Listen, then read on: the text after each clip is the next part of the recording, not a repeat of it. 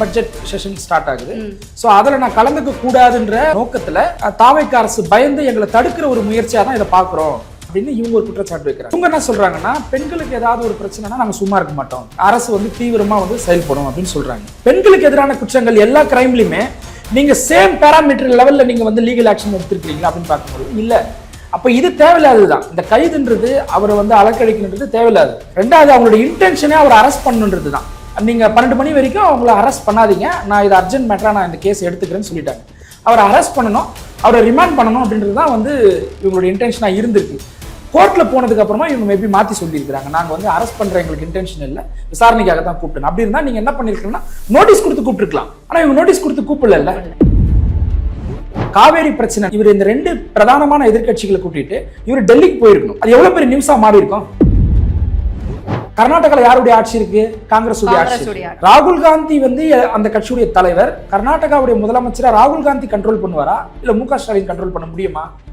இங்க என்ன இவங்க டைவர்ட் பண்றாங்கன்னா, இந்த வந்து கர்நாடகாவுடைய முதலமைச்சர் வந்து டி.கே. சிவகுமார் அவர்கள் ஸ்டாலின் அவர்களுக்கு நெருங்கிய நண்பர். எப்படி நண்பர் கேட்டுதான் இந்த ட்ரெடிஷனல் பார்ட்டி பேச்சை கேட்டுதான் அவர் செயல்படுறாரு. அதுக்கு என்ன ரீசன் சொல்றாங்கன்னா, பாருங்க இவருடைய தேர்தல் பிரச்சாரத்துக்குலாம் அவர் வந்து ஆதரவு கொடுத்தாரு, வந்து போனாரு. கூட்டணியில இருந்தா வரதானே சார் செய்வாங்க. அப்படி பார்த்தா ராகுல் காந்தி வந்து போனாருங்க. ராகுல் காந்தி வந்து இங்க தமிழ்நாட்டில் திமுக கூட்டணி தோக்கணும்னு பிரச்சாரம் பண்ணாரு. அப்ப ராகுல் காந்தி மறைமுகமா வந்து ஸ்டாலின் அவர்களோட கூட்டணியில் இருக்கிறாருன்னு சொல்ல முடியுமா? Cloud 7 வாய்ஸ் நேயர்களுக்கு வணக்கம். இன்றைய சிறப்பு விருந்தினர் விசிகாவை சேர்ந்த வழக்கறிஞர் மோசஸ் அவர்கள். வணக்கம் சார். வணக்கம் மேடம். சார், கடந்த வாரம் முழுக்க காவேரி பிரச்சனை போயிட்டு இருந்தது. முதலமைச்சர் அவர்கள் வந்து கர்நாடகா பயணம் பண்ணுவாருன்னது, கடைசியில் வந்து டி.கே. சிவகுமார் வர வேண்டாம், இங்கே இருக்க சூழ்நிலை சரியில்லைன்னாங்க. அதே நேரத்தில் ஆகஸ்ட் 3 வந்து தஞ்சாவூரில் திமுக சார்பாக எதிர்க்கட்சி தலைவர் உதயநிதி அவர்கள் வந்து ஒரு போராட்டத்தை நடத்துகிறாரு. அந்த போராட்டம் மையமாகும்னு பார்க்குற இடத்துல பிரச்சனை வேற இடத்துல திசை திருப்பி நேற்று கைது வரைக்கும் போயிருக்கு. இதை எப்படி பார்க்குறீங்க? இதோடைய பின்னணி என்னவா பார்க்குறீங்க? அதில் போடப்பட்டிருக்கக்கூடிய வழக்கை எப்படி பார்க்குறீங்க? இதுக்கு பொலிட்டிக்கல் ரீசன் இருக்கா இல்லையா அப்படின்ற ஒரு கேள்வி இருக்குது. அதில் வந்து உதயநிதி ஸ்டாலின் அவர்கள் பேசினது வந்து ஸ்லாண்டரில் தான் வரும். அதாவது அவதூறு அப்படின்னு நம்ம சொல்கிறோம் அப்படின்னா, வெளிப்படையாக வந்து அவர் அந்த வார்த்தையை பயன்படுத்தலை. க்ரௌடில் இருந்து தான் அந்த வாய்ஸ் வருது. இவருடைய கெஸ்டர் வந்து அதுக்கு ஆதரவாக இருந்த மாதிரி புரிஞ்சு கொள்ளப்படுச்சு. இதை வந்து நம்ம லீகலாக வந்து இன் அண்ட் டவுன் சொல்லுவோம், லெட்டின் மொழியில் இன் அண்ட் டவுன் சொல்லுவோம். அப்படின்னா என்னென்னா, நான் பேசுகிற அந்த வார்த்தைக்கு டபுள் மீனிங் இருக்கும். அப்போது அந்த இன்னண்டோ இருக்கும் பொழுதோ இன்டென்ஷன் ஆஃப் தி ஸ்பீச், அதில் உண்மையான நோக்கம் என்ன அப்படின்றது வந்து டபுள் மீனிங் வரும்பொழுதோ அவங்களோட ரியல் இன்டென்ஷன் என்னன்றதை கண்டுபிடிக்கிற சிக்கல் அங்கே எழும். இந்த மாதிரி சூழ்நிலையில் என்ன பண்ணலாம்னா, வழக்கு பதிவு செய்யலாம், 41A நோட்டீஸ் கொடுக்கலாம், அவரை விசாரணைக்கு அழைக்கலாம். அந்த விசாரணையில் அவர் தவறு பண்ணார்னு தெரிய வந்துச்சுன்னா நீதிமன்றத்தில் தண்டனை பெற்று கொடுக்கலாம், அவ்வளோதான். ஆனால் இது அந்த மாதிரி அப்ரோச் பண்ணப்பட்டதா, இந்த இன்சிடென்ட் வந்து இந்த லீகல் ஸ்டைலில் அப்ரோச் பண்ணப்பட்டதா அப்படின்னு கேட்டால் கிடையாது. இப்போ எப்படி இது அப்ரோச் பண்ணப்பட்டது அப்படின்னா, இவங்க என்ன சொல்கிறாங்கன்னா, நாளைக்கு பட்ஜெட் செஷன் ஸ்டார்ட் ஆகுது, ஸோ அதில் நான் கலந்துக்க கூடாதுன்ற ஒரு நோக்கத்தில் தாவேக்கா அரசு பயந்து எங்களை தடுக்கிற ஒரு முயற்சியாக தான் இதை பார்க்குறோம். அதே மாதிரி தனிப்பட்ட முறையில் சிஎம் வந்து அவர் வச்ச குற்றச்சாட்டுகள், அவருக்கு கிரிட்டிக்ஸ் பண்ண வந்த அந்த வேர்ட்ஸ் இதெல்லாம் வந்து அவரை ஊன் பண்ணியிருக்கலாம். மேபி அதனால கூட வந்து அவரை தடுக்கிறாங்க அப்படின்னு இவங்க ஒரு குற்றச்சாட்டு வைக்கிறாங்க. இவங்க என்ன சொல்றாங்கன்னா, பெண்களுக்கு ஏதாவது ஒரு பிரச்சனைனா நாங்கள் சும்மா இருக்க மாட்டோம், அரசு வந்து தீவிரமாக வந்து செயல்படும் அப்படின்னு சொல்றாங்க. இவங்களை யாரும் சும்மா இருக்கவே சொல்லலை. வழக்கு பதிவு செய்யுங்க, அதுக்கான விசாரணையை முறையாக முன்னெடுங்க, அதில் நம்மள மாற்று கருத்து கிடையாது. அப்போது இந்த கிரைம்க்கு இவ்வளவு முக்கியத்துவம் கொடுத்தா போல மற்ற கிரைம்க்கு இவங்க முக்கியத்துவம் கொடுத்துருக்காங்களா? சேம் நேச்சர் ஆஃப் கிரைம்ஸ்க்கு, பெண்களுக்கு எதிரான குற்றங்களுக்கு முக்கியத்துவம் கொடுத்துருக்காங்கன்னு கேட்டால் அது வந்து பேசு பொருளா மாறும். அவர்கள் கட்சிக்குள்ளேயே வந்து இப்போ ஒரு பிரச்சனை இருக்கு. அதுதான் பிரச்சனை இருக்கு. இப்போ என்னன்னா, ஸ்ரீவைகுண்டத்துல சரவணன் என்ற எம்எல்ஏ வந்து விக்டிம் என்ன சொல்றாங்க, சரவணன் மேலே குற்றச்சாட்டு வைக்கிறாங்க. அந்த குளிர்பானத்துல எனக்கு போதை மருந்து கலந்து கொடுத்து கூட்டு பாலியல் வந்து செஞ்சாங்க.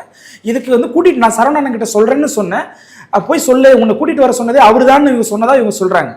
அப்போ விக்டிம் பெர்ஸ்பெக்டிவ்ல இருந்து தான் ஒரு ஸ்டேட் அதை அப்ரோச் பண்ணிருக்கணும். அப்போ விக்டிம் பெர்ஸ்பெக்டிவ்ல இருந்து அந்த ஸ்டேட் அப்ரோச் பண்ணியிருந்தா சரவணன் மேல வழக்கு பதிவு செஞ்சிருக்கணும், அவர் மேல லீகல் ஆக்ஷன் எடுத்திருக்கணும். எடுத்தாங்களா? இல்ல. முதலமைச்சர் அவர்களே வந்து பேசும்பொழுது என்ன பேசினாரு, அவர் பேசுனதுலேயே அந்த இன்னொரு மீனிங் இருக்கு. வெளிப்படையா சொன்னார். கவர்ச்சி அப்படின்றது வந்து அந்த சினிமா அட்ராக்ஷனை மீன் பண்ணி தான் எல்லாரும் சொன்னாங்க, அதுதான் புரிஞ்சு கொள்ளப்பட்டுச்சு. ஆனா கவர்ச்சின்னா என்ன டேஷ் அப்படின்றாரு. அப்ப அந்த இடத்துல என்ன வேணா ஃபீல் பண்ணிக்கலாம் இல்லையா? நான் என்ன ஒரு கவர்ச்சி நடிகையான்னு சொல்லக்கூடிய அளவுக்கு கூட புரிஞ்சு கொள்ளப்படும்ல. அப்ப அது வந்து பெண்களை இழிவுபடுத்துறது ஆகாதா? இப்போ ராணிப்பேட்டையுடைய டிவிகேவுடைய மாவட்ட செயலாளர், அவர் மேல ஒரு செக்ஷுவல் அபியூஸ்மெண்ட் குற்றச்சாட்டு வந்திருக்கு, வழக்கு பதிவு செய்யப்பட்டிருக்கு. அவர் கைது நடவடிக்கை எடுத்திருக்கிறாங்களா? இல்ல.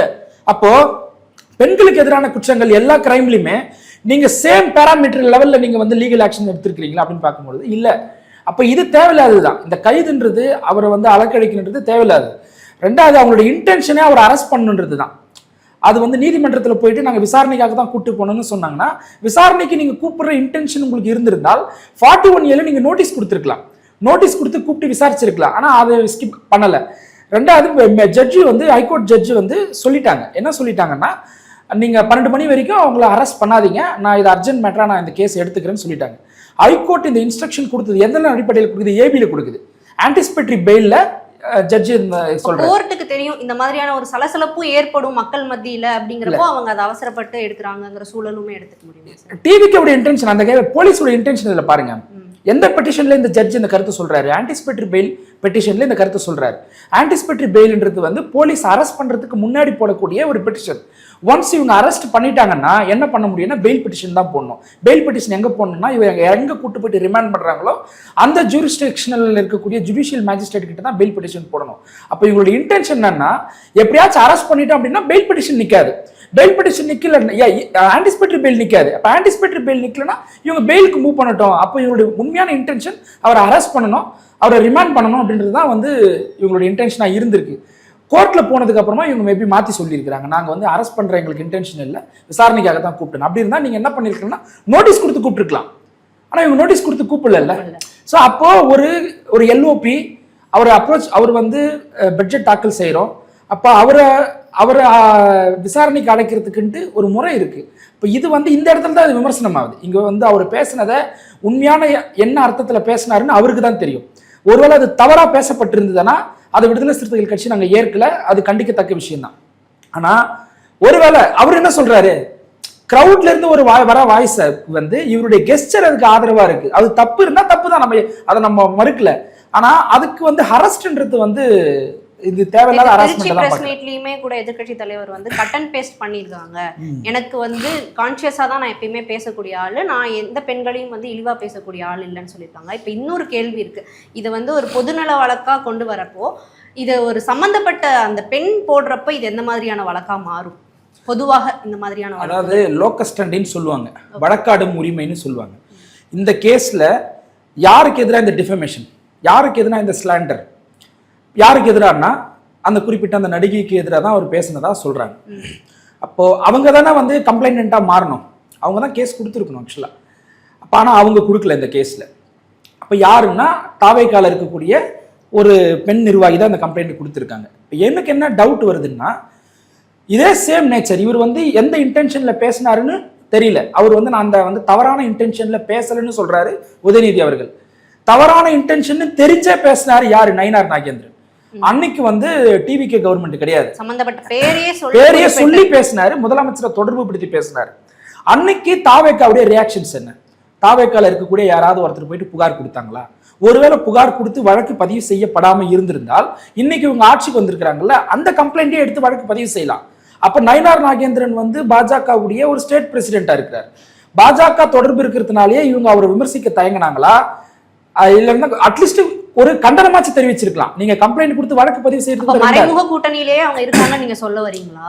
இல்ல, அவங்க என்னன்னா எந்த இஷ்யூக்கு அவங்க வந்து ரியாக்ட் பண்றாங்க, எந்த இஷ்யூக்குலாம் ரியாக்ட் பண்ண மாட்டேன்றாங்கன்னு நீங்க பாருங்க. இப்போ உதயநிதி ஸ்டாலின் அவர்களை வந்து இந்த இஷ்யூக்கு அவங்க ரியாக்ட் பண்ணா பொலிட்டிக்கலா நம்ம மைலேஜ் அடைய முடியும்னு நினைக்கிறாங்க.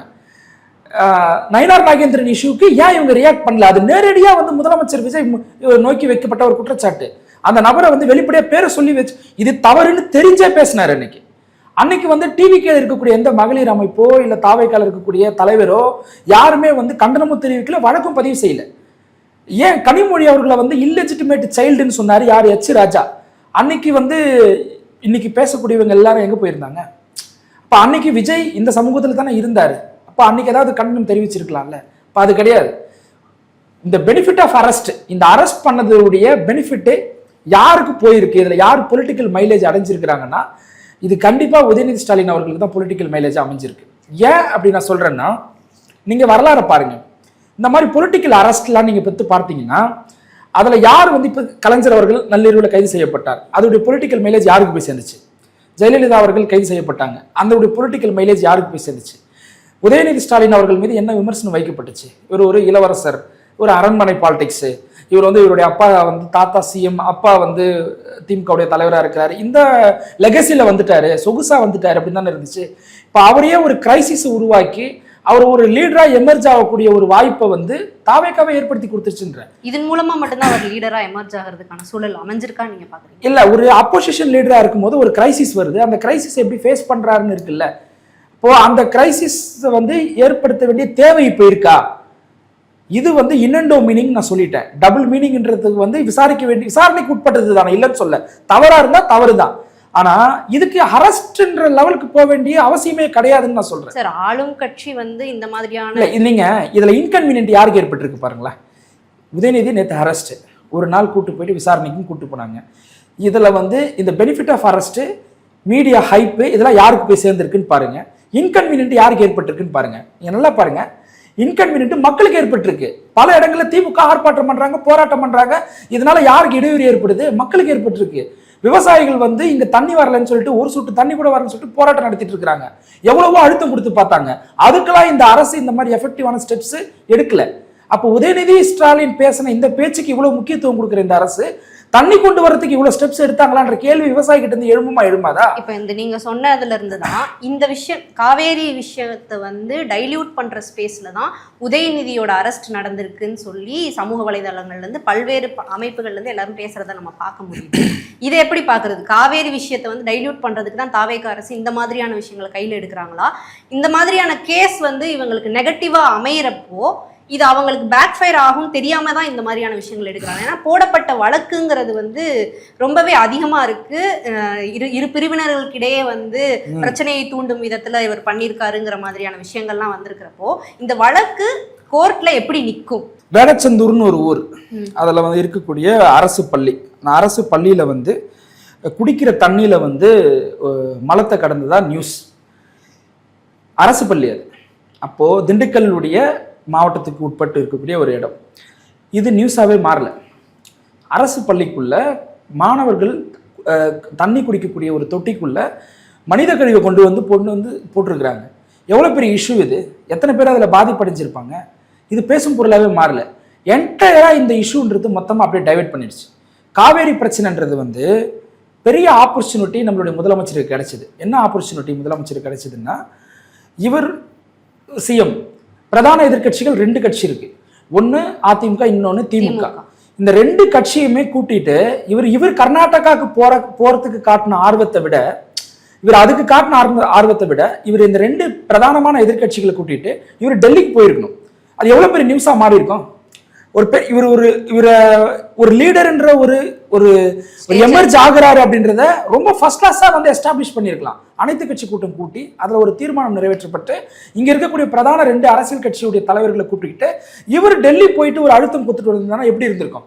இங்க டெல்லியுடைய நீர்வளத்துறையுடைய இணை அமைச்சர் சோபண்ணா அவர் ஒரு கருத்து சொல்றாரு. என்ன கருத்து சொல்றாருன்னா, அணை கட்டுவதற்கான அந்த ப்ராஜெக்ட் ரிப்போர்ட்ல நீங்க திருத்தம் கொண்டு சயின்டிபிக்கா சில சேஞ்சஸை மட்டும் பண்ணி திருப்பி நீங்க ரீசப்மிட் பண்ணீங்கன்னா அணை கட்டுவதற்கான அனுமதியை ஒன்றிய அரசு நிச்சயமா கொடுக்குன்னு சொல்றாரு. சொல்றது யாரு? ஒன்றிய நீர்வளத்துறையுடைய இணை அமைச்சர் சொல்றாரு சோபண்ணா. இப்ப வரைக்கும் தமிழ்நாட்டுடைய நீர்வளத்துறை அமைச்சர்கிட்ட இருந்து எந்த கண்டனமும் கிடையாது, முதலமைச்சர்கிட்ட இருந்து எந்த ரியாக்ஷனும் இல்லை. இங்க இருக்கக்கூடிய விவசாயிகள் போராட்டம் நடத்துவதற்கு டெல்லிக்கு போறாங்க. மகாராஷ்டிரால அவங்கள வந்து ட்ரெயின்ல இருந்து இறக்கி தடுத்து நிறுத்தி பாஜக அரசு திரும்பவும் தமிழ்நாட்டுக்கு அனுப்புறாங்க. இதுக்கு இந்த முதலமைச்சரோ இங்க இருக்கக்கூடிய அமைச்சர்களோ யாராவது கண்டனம் தெரிவிச்சாங்களான்னு கேட்டா கிடையவே கிடையாது. கர்நாடகால யாருடைய ஆட்சி இருக்கு? காங்கிரஸ் ஆட்சி இருக்கு. அங்க வந்து எல்ஓபி யாரு? டெல்லியில ராகுல் காந்தி அவர்கள். ராகுல் காந்தி வந்து அந்த கட்சியுடைய தலைவர். கர்நாடகாவுடைய முதலமைச்சரா ராகுல் காந்தி கண்ட்ரோல் பண்ணுவாரா இல்ல மு க ஸ்டாலின் கண்ட்ரோல் பண்ண முடியுமா? இங்க என்ன இவங்க டைவர்ட் பண்றாங்கன்னா, இந்த வந்து கர்நாடகாவுடைய முதலமைச்சர் வந்து டி.கே. சிவகுமார் அவர்கள் ஸ்டாலின் அவர்களுக்கு நெருங்கிய நண்பர். எப்படி நண்பர் கேட்டுதான் இந்த ட்ரெடிஷனல் பார்ட்டி பேச்சை கேட்டுதான் அவர் செயல்படுறாரு. அதுக்கு என்ன ரீசன் சொல்றாங்கன்னா, பாருங்க இவருடைய தேர்தல் பிரச்சாரத்துக்குலாம் அவர் வந்து ஆதரவு கொடுத்தாரு, வந்து போனாரு. கூட்டணியில இருந்தா வரதானே சார் செய்வாங்க. அப்படி பார்த்தா ராகுல் காந்தி வந்து போனாருங்க. ராகுல் காந்தியை வந்து இங்க தமிழ்நாட்டில் திமுக கூட்டணி தோக்கணும்னு பிரச்சாரம் பண்ணாரு. அப்போ ராகுல் காந்தி மறைமுகமா வந்து ஸ்டாலின் அவர்களோட கூட்டணியில் இருக்கிறாருன்னு சொல்ல முடியுமா? இப்போ இவர் என்ன சொல்றாரு பாருங்க. இப்போ இது எல்லாத்துக்குமே வந்து கலைஞர் தான் வந்து அந்த வழக்கை வாபஸ் வாங்கினாரு, அதனுடைய விளைவுதான்றாங்க. என்ன வழக்குன்னு கேட்டா யாரும் சொல்ல தெரியாது. அக்ரிமெண்ட் போடுறாங்க 1924. அப்போ மைசூர் மாகாணம், இங்க மகாராஷ்டிரா மெட்ராஸ் மாகாணம், ரெண்டு வந்து ப்ராவிடன்ஸ் ஸ்டேட்டுக்குமே ஒரு அக்ரிமெண்ட் நடக்குது. 50 வருஷம் அக்ரிமெண்ட் எப்போ எக்ஸ்பைரி ஆகுது? 1974 அந்த அக்ரிமெண்ட் முடியுது. அப்போ கலைஞர் அவர்களுடைய ஆட்சியில் இருக்கும்போது அவர் என்ன பண்றாரு, ஒரு அனைத்து கட்சி கூட்டம் ஒன்று கூட்டி ஒரு தீர்மானம் கொண்டு வந்து நடுவர் மன்றம், காவேரி நடுவர் மன்றம் அமைக்கணும்னு சொல்லிட்டு அந்த அமைப்பதற்கான உத்தரவிடணும்னு இவங்க சுப்ரீம் கோர்ட்ல போயிட்டு வழக்கு தொடர்றாங்க. அன்னைக்கு யார் வந்து பிரதமரா இருந்தாரு? இந்திரா காந்தி பிரதமரா இருந்தாங்க. கர்நாடகாவில் யாருடைய ஆட்சி? காங்கிரஸ் உடைய ஆட்சி. அவங்க என்ன சொல்றாங்க, தமிழ்நாட்டுக்கு வரும்பொழுது நீங்க இந்த வழக்கை வாபஸ் வாங்கினீங்கன்னா நம்ம ஒரு பேச்சுவார்த்தை நடத்தலாம்னு சொல்றாங்க. சொல்றவங்க யாரு? சாதாரண ஆள் கிடையாது, இந்தியாவுடைய பிரதமர். கர்நாடகாவில் காங்கிரஸ் ஆட்சி. கலைஞர் வந்து உடனே வாபஸ் வாங்கினாரா? அனைத்து கட்சி கூட்டத்தை கூட்டினாரு. அந்த அனைத்து கட்சி கூட்டத்துல எல்லா அரசியல் கட்சியும் சொன்ன கருத்து என்ன தெரியுமா? வழக்கை வாபஸ் வாங்குங்க, நம்ம பேச்சுவார்த்தையில இது ஈடுபடலாம். ஏன்னா இன்டர்ஸ்டேட் இஷ்யூ, பிரைம் மினிஸ்டர் ஒரு அஷூரன்ஸ் கொடுக்கும்போது நீங்க அதை பண்ணுங்கன்றாங்க. அப்ப கூட கலைஞர் என்ன செக் வச்சு அந்த வாபஸ் வாங்குறாருன்னா, தற்காலிகமா நான் வாபஸ் வாங்குறேன், இது எப்போ வேணா இந்த கேஸ் நாங்க திருப்பி ரீஓபன் பண்ணுவோம்னு சொல்லிட்டு தான் வழக்கை வாபஸ் வாங்குறாரு. கலைஞருடைய ஆட்சி முடியுது. எம்ஜிஆருடைய ஆட்சி 12 வருஷம் யாரும் இதை பத்தி பேசல. அதுக்கப்புறமா திருப்பி விபி சிங் உடைய ஆட்சி வரும்போது கலைஞர் வந்து விபி சிங் ஆட்சியில இருக்கும்பொழுது ஒரு அழுத்தத்தை கொடுத்துதான் காவேரி நடுவர் மன்றத்தை உருவாக்குறாரு. அப்ப யாருடைய பிரஷர்ல அது உருவாகுது? கலைஞருடைய பிரஷர்ல விபி சிங் இருந்ததுனால அது அமைக்கப்பட்டுச்சு. அதுக்கப்புறமா நீதிமன்றத்துக்கு போயிட்டு ட்ரிபியூனல் வேணும்னு வழக்கு போட்டதும் திமுக. அந்த வழக்குல சுப்ரீம் கோர்ட் என்ன உத்தரவு கொடுத்தாங்க? கிளியர் கட்டா ஷட்டரை திறக்கக்கூடிய அதிகாரம் ட்ரிபியூனல் அமைக்கணும்னு தான் கொடுத்திருந்தாங்க. ஆனா ஒன்றிய அரசு ட்ரிபியூனல் அமைச்சாங்களா? இல்ல. என்ன அமைச்சாங்க? ஆணையம் அமைச்சாங்க. ஆணையம்னா திருப்பி ஷட்டரை திறக்கிற அதிகாரம் திருப்பி வந்து யூனியன் கவர்மெண்ட் கர்நாடகாவுக்கு போயிடுது. அப்போ சுப்ரீம் கோர்ட்ல போயிட்டு சுப்ரீம் கோர்ட்டுடைய உத்தரவு நடைமுறைப்படுத்தாதது யாரு? பாஜக. இன்னைக்கு கர்நாடகாவில் யாருடைய ஆட்சி? காங்கிரஸ் உடைய ஆட்சி. தமிழ்நாட்டில் யாருடைய ஆட்சி? காங்கிரஸ் கூட்டணி ஆட்சி. டெல்லியில எல்ஓபி யாரு? ராகுல் காந்தி. அப்போ இந்த எல்லா நெக்ஸஸையும் பாருங்க. ஆனா இதுல வந்து யாரு வந்து பின்னால இருந்து காங்கிரஸ் கூட்டணி ஆட்சின்னு அப்படி கடந்து போக முடியாது. விடுதலை சிறுத்தைக்கு நாங்கள தான் இருக்கிறோம். நாங்க என்ன குற்றச்சாட்டு வைக்கிறோம்னா, ஆணையம் அதாவது ட்ரிபியூனல் அமைக்காம ஏமாத்தினது யாரு? பாஜக. விஜய் அவர்கள் பாஜகவை எந்த விமர்சனமும் செய்யல. பாஜகவுடைய ஒன்றிய நீர்வளத்துறையுடைய இணை அமைச்சர் அங்க அணை கட்டுவதற்கான அனுமதி கொடுக்கப்படும் சொல்றாரு. எந்த கிரிட்டிசிசமும் இல்லை. கர்நாடகாவில் காங்கிரஸ் ஆட்சி, DK சிவகுமார், அவரை எதிர்த்து எந்த விதமான கண்டனமும் கிடையாது. அவரை எதிர்த்தும் இவர் பேசல. சரி, காங்கிரஸ் உடைய தலைவர் ராகுல் காந்தி, அவரை எதிர்த்தும் இவர் எதுவுமே பேசல. ஆனா அவர் யாரை எதிர்த்து பேசுறாருன்னா, தண்ணி வேணும்னு பேசக்கூடிய இங்க இருக்கக்கூடிய திமுக மேலேயே திருப்பி அது ஒரு பொலிட்டிக்கலாக தான் கொண்டு போயிட்டு முடிச்சு போறாரு. நீங்க சொன்னதுல இருந்தே அன்றைக்கு கலைஞர் வந்து அனைத்து கட்சி கூட்டம் நடத்தினாரு. இப்போ இங்க இருக்கக்கூடிய நட்பு கூட்டணிகள் வந்து தலைவர் தொல் திருமாவளவனா இருக்கட்டும், இல்ல CPM CPI-லா இருக்கட்டும், எல்லாருமே வந்து கர்நாடகாவுக்கு போவேணாங்கிறத கூட செவி சாய்த்து கேட்கக்கூட முடியாத அளவுக்கு இங்க வந்து இருக்காங்களா அமைச்சரவைக்குள்ள? ஏன் அவங்க வந்து இங்க இருக்கக்கூடிய அமைச்சரவையில இடம்பெற்றிருக்கக்கூடிய கட்சிகள் கிட்ட கூட அவங்க ஏன் வந்து காது கொடுத்து கேட்க மாட்டேங்கிறாங்க? ஏன்னா அவங்க எக்ஸ்பீரியன்ஸ் பொலிட்டீஷியன்ஸ் தானே. அந்த மாதிரியான சூழல் இருக்கப்ப விசிகா இதை எப்படி அணுகுது? விசிகாக தான் எங்களுடைய தலைவர் வந்து எங்கள் கட்சியுடைய முதன்மை செயலாளர் வந்து ஒரு குற்றச்சாட்டு வச்சார். இந்த கவர்மெண்ட்டை RSS உடைய ஷேடோ இந்த கவர்மெண்ட் மேலே இருக்குன்ற குற்றச்சாட்டு, ஒரு ஐயம் எங்களுக்கு ஏன் வந்ததுன்னா இதனால தான். ஏன்னா ஒரு கூட்டணி கட்சியுடைய தலைவர்கள் எல்லாரும் சொல்கிறாங்க, நீங்கள் தனி விமானத்தில் உங்களுடைய ஃப்ரெண்ட்ஸோடு நீங்கள் ட்ராவல் பண்ணுறீங்க, அதே தனி விமானத்தில் இங்கே இருக்கக்கூடிய பிரதான எதிர்கட்சி தலைவர்களை கூப்பிட்டுக்கிட்டு நீங்கள் டெல்லியில் போய் பேச்சுவார்த்தை நடத்தினா என்னன்ற, இங்கே இருக்கக்கூடிய விவசாய சங்கங்களுடைய பிரதிநிதிகளை கூட்டு போயிட்டு பேச்சுவார்த்தை நடத்தினா என்னன்ற. ஆனால் அதுக்கான எந்த மூமெண்ட்டுமே இவங்க எடுக்கல. அப்படின்னா இதுக்கு பின்னால் இருக்கக்கூடிய அட்வைசரி கமிட்டி யார்? இங்கே இருக்கக்கூடிய சீஃப் செக்ரட்டரி யாராக இருக்கிறாங்க? அப்போது இந்த கவர்மெண்ட்டை, தமிழ்நாடு கவர்மெண்ட்டை பின்னால் இருந்து இயக்கக்கூடிய பியூரோக்ராட்ஸ்க்கு பின்னால் இருக்கக்கூடிய ஐடியாலஜி என்ன? அப்போ அந்த புரிதல் இருந்து தான் சில டவுட்டை வந்து எங்கள் கட்சியுடைய முதன்மை செயலாளரும் எழுப்பினார். எங்களுக்கு அந்த சந்தேகம் இருக்குது. இப்போ வரைக்கும் தாவேக்கா வந்து அதை கிளியர் பண்ணலை. இப்போ இவருக்கு இந்த மெத்தனம் காட்டுறதுனால யார் பாதிப்படைகிறா? தமிழ்நாட்டில் இருக்கக்கூடிய விவசாயிகள் தான் பாதிக்கப்படுறாங்க, தமிழ்நாட்டு மக்கள் தான் பாதிக்கப்படுறாங்க. இது தமிழ்நாடு இறையாண்மை சம்பந்தப்பட்ட இஷ்யூ. இதில் வந்து நீங்கள் எஃபெக்டிவான ஸ்டெப்ஸ் எடுக்கலன்னா தமிழ்நாட்டுடைய இறையாண்மை பாதிக்கப்படும். இது நம்ம வந்து கான்ஸ்டியூஷன் இந்தியாவை எப்படி சொல்லுது? யூனியன் ஆஃப் ஸ்டேட்ஸ்ன்னு சொல்லுது. ஒவ்வொரு ஸ்டேட்ஸுக்குமே தனி சாவரிங் அத்தாரிட்டி இருக்கு. நம்மளுக்கான சாவரிங் அத்தாரிட்டின்றது என்ன? நம்மளுக்கான சட்டத்தை ஏற்றி ஒப்புதல் வாங்கணும். முடியுதா? இப்போ நம்மளால ஒரு சட்டத்தை உருவாக்கி அதில் வந்து கவர்னருடைய ஒப்புதல், ஜனாதிபதியுடைய ஒப்புதல் நம்மளால பெற முடியுதா? இல்லையே. நீட்டு விலக்கு மசோதா நம்ம நிறைவேற்றி அனுப்புகிறோம், எங்கே இருக்குதுன்னே தெரியலன்றாங்க ஆர்டிஐ ரிப்போர்ட்டில். டாக்ஸ் இம்போஸ் பண்ண முடியும், அதுதான் சாவரிங் அத்தாரிட்டின்னா. நம்மளால டாக்ஸ் இப்போ இம்போஸ் பண்ண முடியுமா? ஜிஎஸ்டின்னு ஒரு சிஸ்டத்தை கொண்டு வந்து மொத்தமாக கொண்டு போயிட்டான். அப்போ ஸ்டேட் சாவர்னிட்டி பாதிக்கப்படும் பொழுது அந்த ஸ்டேட்டுடைய ஃபேஸாக இருக்கக்கூடிய சிஎம் எவ்வளவு ப்ரோஆக்டிவாக ரியாக்ட் பண்ணணும்? அப்படி பண்ணுறாரா? இப்போ இதுதான் நம்மளுக்கு பதறுது, இதுதான் நம்மளுக்கு அவங்க மேலே வந்து கேள்வி எழுப்பணும். இப்போ நான் கூட அவர் மேலே ஒரு குற்றச்சாட்டாக நான் அடுக்க விரும்பல. ஆனால் நம்ம பாதுகாத்த சில மாநில உரிமைகள் நாள்பட இங்கிருந்து வந்து டைல்யூட் ஆகி போகுதுன்னா இதனால பாதிக்கப்படுறது யாருன்னா நம்மளோட ஜெனரேஷன் தான். நீட் என்ற தீப்பொறியை பத்த வச்ச ஒரு மாநிலம் தமிழ்நாடு. காக்ரோச் ஜனதா பார்ட்டி டெல்லியில ஒரு பெரிய மாணவர் எழுச்சி உருவாயிருக்கு. இப்ப தமிழ்நாட்டுடைய சிஎம் மரியாதைக்குரிய ஜோசப் விஜய் அவர் நீட்டு தேர்வு முறையில உடன்பாடு கிடையாது. இப்போ அங்க டெல்லியில மாணவர் போராட்டத்தை எந்த அளவுக்கு இவங்க வந்து ஆக்டிவா ப்ரோஆக்டிவா அதை டீல் பண்ணியிருந்தாங்கன்னா தமிழ்நாட்டில் மிகப்பெரிய லெவலில் ஒரு மாணவர் எழுச்சி போராட்டத்தை உருவாக்கி இருக்க முடியும். இதன் மூலயமா ஒன்றிய அரசுக்கு ஒரு பெரிய அழுத்தத்தை உருவாக்கி இருக்க முடியும். அதை இவங்க செஞ்சாங்களா அப்படின்னு கேட்டால் கிடையாது.